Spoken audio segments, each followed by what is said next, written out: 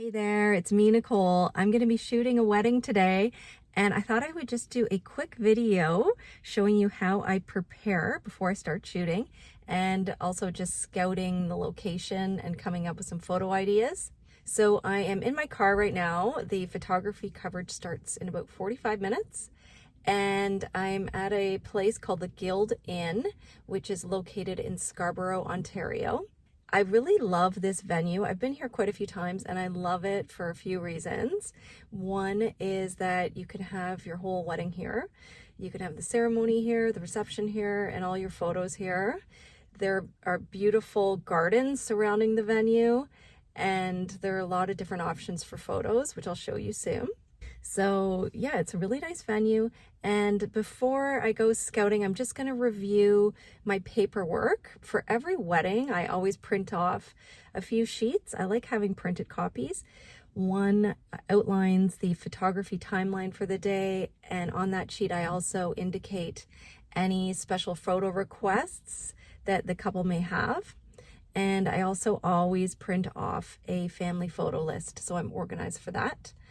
So I will review those two documents quickly, and then I will show you around the property and show you some of the photo locations that I'm thinking of. Okay, bye. All right, so I'm here at the Guild Inn. You can see behind me, there's lots of nice greenery, and it's kind of a cool and windy day. It's actually perfect weather for a wedding. All right, so the ceremony is going to be happening under this tent here. It's got some nice lights, twinkly lights inside, which will be nice. And then I'd like to do family photos somewhere close by. They're gonna happen immediately after the ceremony. So I don't want it to be too far away from the tent. Ideally, it should be very close so that if people have mobility issues, they don't have to walk too far. So I'd like to find like a shady spot. Right here could be nice, in front of this archway.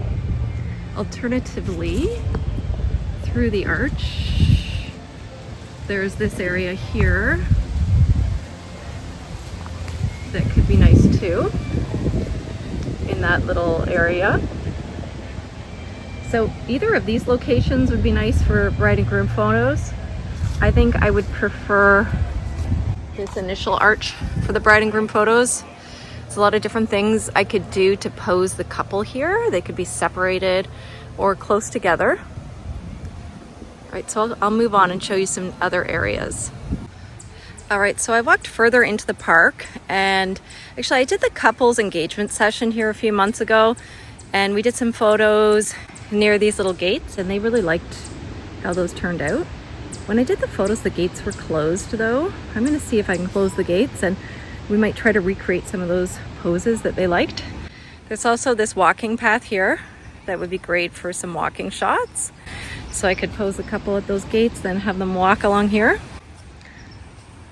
All right, over here is this interesting architectural feature that is always popular for wedding photos. In fact, there are always so many weddings happening here, and this is the prime spot that photographers use. With any of these photo locations, there's always like a favorite spot. So I definitely am going to want photos using that. And I'm gonna try to nab that as soon as possible because there can be like a lineup of photographers. So I just wanna make sure I get a turn.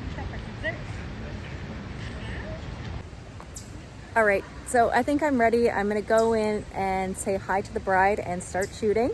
I have my plan. So I always like to have at